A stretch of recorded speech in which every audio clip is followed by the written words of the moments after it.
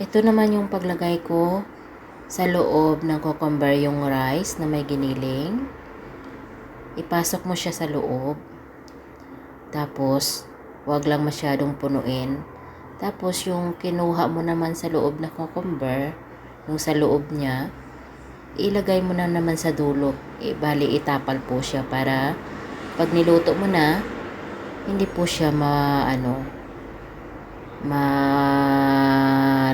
ba yung rice. Hindi po siya lalabas. So, kailangan mo siya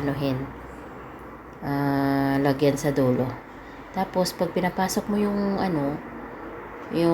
rice sa loob ng cucumber, kailangan mo rin siya idiin doon sa loob para pumasok yung rice na may giniling, 'di ba?